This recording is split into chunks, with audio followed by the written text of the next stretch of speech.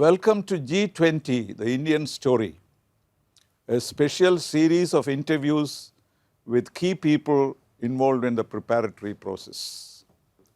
Our guest today is Ambassador Dr. Mohan Kumar, who is presently in the Jindal University, International Affairs and Global Initiatives. He was a former ambassador to France and also Bahrain, and he is a well-acknowledged thinker, writer, and diplomat. Welcome, Dr. Mohan Kumar. Sir, thank you very much. I read your recent piece about the prospects of the G20 summit. You're fairly optimistic, I think, that it will achieve several things. But many questions remain, particularly the issue of the Russia-Ukraine war, which, strictly speaking, is not on the agenda of the conference. G20 is not the Security Council, though I wish it was, because G20 seems to be more representative, and without the veto, to me, it is a dream Security Council. Anyway, that apart. But as you say, whatever happens on 9th and 10th, give it to the Indians. This is how you start. Can you explain it? What have the Indians done so far? In my conversation with the Italians, the Saudis, the Indonesians, and also the Brazilians, and by the way, I must tell your audience that the Brazilians are viewing Indian leadership with some trepidation because they have been openly telling me, listen, we can't do all this that you have done. I think what we have done is to take the G20 to the different corners of the country. And while some might argue that maybe overdoing it, my own sentiment is, I think we have taken a lot of pride in hosting the event. We have invested in showcasing India, and I'm absolutely sure this investment will pay returns in the medium to long term. So from a tourism, investment, and trade perspective, I think India has put its best foot forward. I don't think the logistics, the hospitality, and just the sheer variety of the venues can ever be replicated in the G20. So that part of it, you must give full marks to the government and to the Indian officials who I think have worked day and night to make this happen. Having said that, I think you have to divide the substantive outcome into two parts. One is, as you said, Ukraine. The other, as you say, is the rest. I would prefer to call it the rest. I think I expect a substantive outcome in the rest of the agenda. That's why I'm optimistic about the G20 meeting on 9th and 10th. And I'm happy to explain in detail what I mean by the agenda of the rest. But on Ukraine, you're right. I think we continue to have a problem. The same language which everyone agreed in Bali, suddenly Russia and China are saying they do not agree with the language. Except, I believe one paragraph now they have agreed, according to a report I saw, 3 and 4. The third, apparently there is an agreement, but fourth is still creating problems. Yeah. Correct, sir. One paragraph, which I think previously they disagreed to, you're quite right. It talks of the UN principles, territorial integrity, and Prime Minister's famous words. Yeah. Not the time for. Yeah, today's era is not the era of war. But even so, I think the G7 insistence that there must be a paragraph on Ukraine is, I think, the key challenge for India. But I think India will do its best to be the bridge between the North and the South. But ultimately, if countries cannot agree to language on a consensus basis, I don't think you can blame the host for it. That's what I'm trying to say. And that is why I remain largely optimistic. You're quite right. But you may not blame the host, but you may wish that India could do that, because you and I have seen many international conferences. India has always played a moderating role. That is why I think there is an expectation that India might be able to do something. But as you said, this should not be the yardstick by which we measure the G20 conference. I absolutely agree with the last part of what you say. It should not be. But responding to your important point about why India has not been able to play a mediatory role, if you like, My sense is Prime Minister Modi tried in the initial stages, when the students were being evacuated. I think he was having a conversation with both leaders. My sense is that very quickly Prime Minister Modi and India came to the conclusion that it was impossible to play a mediatory role because the positions were far apart. Of course, there are others who came to the same conclusion, which is South Africa tried its hand, Saudi Arabia tried its hand, everybody has tried. I mean, Lula tried from Brazil. I pay credit to Indian diplomacy for coming to this conclusion early on that the positions between Russia and Ukraine are unbridgeable. And everything that I have seen since then makes me believe that our assessment was correct, because there is absolutely no chance of a diplomatic solution in the near future. Both sides believe there is something to be gained in fighting it out in the battlefield. I suppose this is because of the situation on the in the field, because neither thinks that it is going to lose. So only if somebody feels that I'll lose unless I take this opportunity, he will not go to the negotiating table. Both sides feel that they are going to win. So that situation has to change. No other consideration can make a substantial difference to this, one feels. You are spot on, sir. You are spot on. That is exactly what it is. But looking at the conference from the other perspective, as you say, the other issues, have we tried to reform the multilateral system indirectly through G20? Is that what we are doing consciously? I think what we are doing is three things. One, we recognize the UN system is defunct, moribund, whatever word you want to use. Dysfunctional, What we are paralytic. trying to do through the G20 is a reform of the more important aspects of multilateralism. For example, I want to talk a little bit, if you allow me, on the form of the multilateral development banks that we are trying to do. The Encasing Lawrence Summers Committee was established by India. They have come up with a roadmap for a reform of the multilateral development bank, that is either the IMF or the World Bank. And there are a number of recommendations which have been made. Now they will come up with the second part of the report in October. All this is basically to do three things. One, to increase lending for SDGs and climate action for poorer countries. Two, to deal with the problem of debt, because debt is a very, very serious problem, and to establish a global framework for expanding spending on digital infrastructure. So this is how we are being both the voice of the global south and reforming multilateralism. Reforming multilateralism, I don't think you should look for words like a reform of the UN Security Council, etc. That you may find a little bit of rhetoric and boilerplate language. But I think what India is doing is, in my view, significantly more important, which is make available funding through the multilateral development banks for climate change action for poorer countries and for SDGs. Aren't we then playing into the hands of the Chinese, who have been trying to do this through BRICS, the establishment of a bank, a development fund? So finally, it all comes to money, nothing else. That's what it looks. And the Sherpa, Mr. Khan said that it will cost $6 to $7 trillion to settle this. So that will bring us in confrontation with the West on the one hand, and the Chinese agenda would be fulfilled in another way. Don't you see that danger? Actually, it's interesting you talk about the Chinese role, because what India is trying to do through Encasing Lawrence Summers Committee is to augment the resources of the World Bank and the IMF directly in contradiction to China's New Development Bank and China's BRI. Oh, is that different? Is to provide an alternative to lower income countries so that they don't fall into the debt trap of China. It'll be interesting to see how the Chinese react, of course. We will see that on 9th and 10th. As far as the participation, that's become an issue. It has never been an issue. International conferences, who goes is unimportant, because whoever goes represents the country concerned.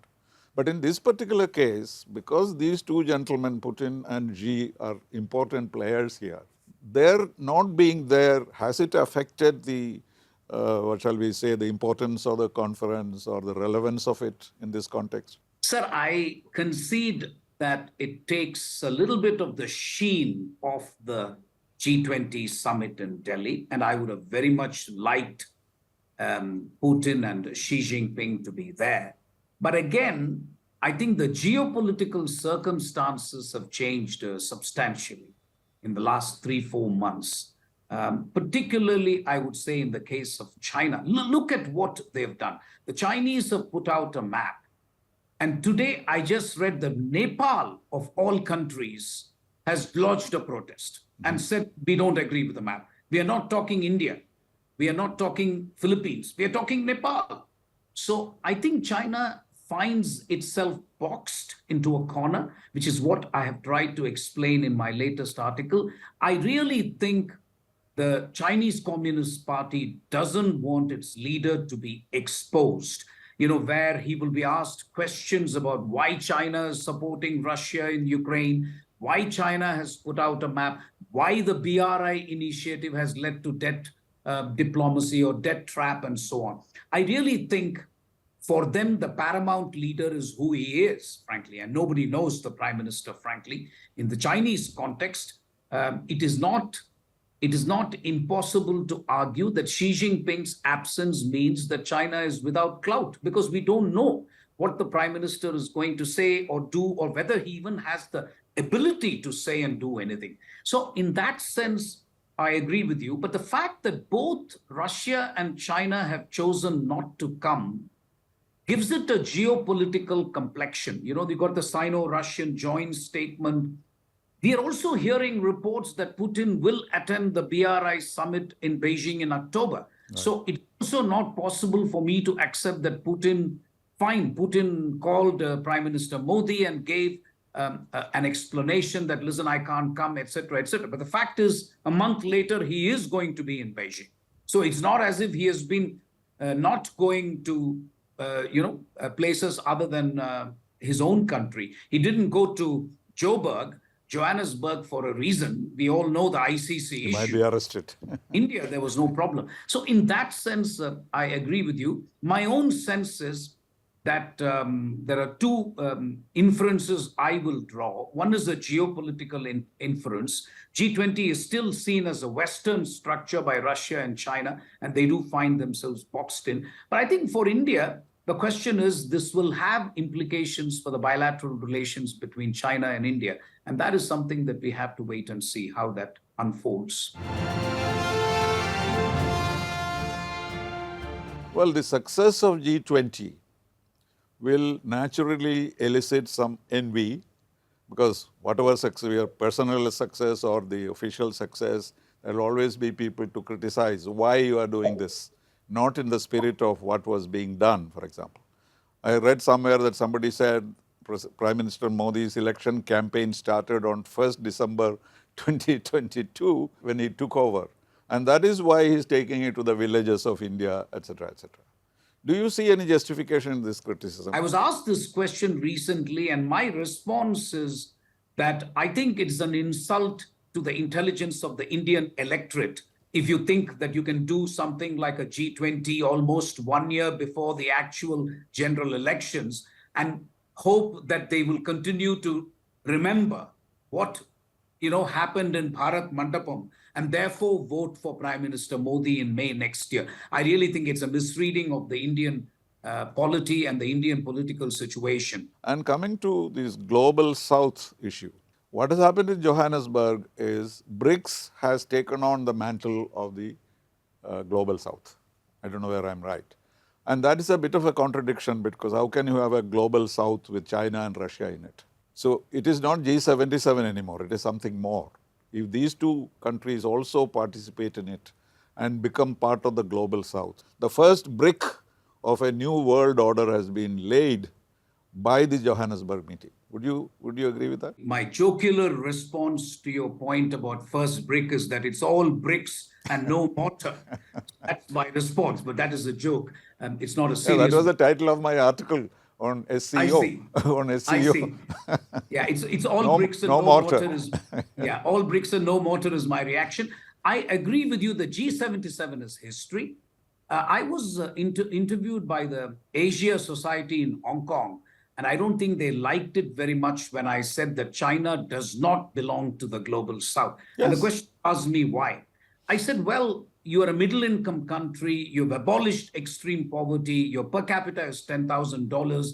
I don't think you can legitimately claim to be part of the global south. I said the global south will look upon China as a lender, as a creditor, as a project assistance giver, but not as a leader of the global south. That is my personal view. It remains my personal view. And I'll just give you one example of where I think we have done a tremendous job of providing leadership to the global south, and that is the digital public infrastructure, where I have mentioned that the group has been, I've been talking to Rudra Chowdhury of Carnegie, who also participates in that group. That group has worked extremely well.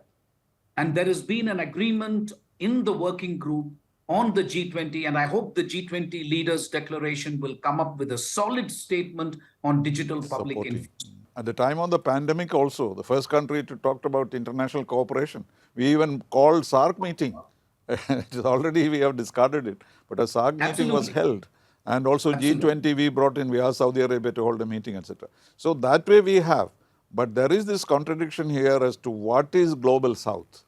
You know, we broadly speak about it. Russia also will not fit into that. As you know, China was never a member of G77. They always said China, 77 plus China. You remember the Geneva days. They always came in, but they were not a member of it. And the Chinese diplomats continuously used to say, and it became a joke, because he would say, we are a developing country and we shall always remain so. How stupid it is to say so. But what they are saying is that they will not develop. What they are saying is we will be with the developing world. So they have that dichotomy about their relationship with the South. So the development of the South is still an open question, you agree, for the leadership. I agree with you. There I agree with you. It is up for grabs, the mantle of the global South leadership. I think it is something that we'll have to wait and see how the game unfolds. But I do, for example, I have suggested that India must call again all the 125 countries for the Voice of the Global South Summit, which we had in January, to seek their inputs for the G20 presidency. I have suggested we should have one more after the event, after the G20 summit, where the Prime Minister addresses the 125 countries, explains the efforts India made to get their priorities and concerns in the G20 declaration. Maybe we succeeded, maybe we failed, but we can at least explain to the 125 countries which participated in the Voice of Global South Summit that this is what we have done. It must not be a one-off summit. I think we should do it at periodic intervals, but I think they should do it after the G20 summit so that you explain to those 125 countries that this is what India has tried and to do in the G20. It is good to do that, but I would say it would exacerbate the tension between India and China. China proposed the expansion of the BRICS, specifically to get in their friends there. And Russia supported them, South Africa supported them. So India initially was rejecting it, but we accepted it because it was. And there is also that open question, others can also come. So it may end up like the non-aligned movement. Everybody is non-aligned, then what is the relevance of the non-aligned movement? So that kind of a danger can also happen, or we will be in conflict with China to prevent that. And we will try to do various things in order not to expand it any further. So that possibility is also there if we are very open in seeking the leadership. I agree with you. There is a risk that you are running. That's what you're saying, and that's correct. But I would argue no initiative is risk-free, and this is worth trying. And we've done it once. It seems to me that if you just leave it like that, it would seem like a one-off thing that you did for the sake of pro forma. So I believe that dialogue must continue. Well, it's very much like the expansion of the Security Council also. We keep talking about it, knowing fully well that this will not happen. So, because it is not because of the permanent five. you don't have 2/3 majority in the General Assembly. That is a fact that many people don't seem to realize. So something like that, I think we have to wait for our time and see how things develop. Well, thank you, Mohan, for this very interesting conversation. I know you have your finger in every pie, I notice. And so that's why I thought that your brain is worth picking. So thank you very much. I appreciate that. Thank you very much for having me, sir, and have a nice day. Very good. Thank you. G20 The India Story എന്ന ഈ പ്രത്യേക പരിപാടിയിലെ രണ്ടാമത്തെ interview ഇവിടെ അവസാനിക്കുകയാണ്. മറ്റ് G20 ഇൻ്റർവ്യൂസുമായി നമുക്ക് വീണ്ടും കാണാം അടുത്ത ദിവസങ്ങളിൽ. നമസ്കാരം.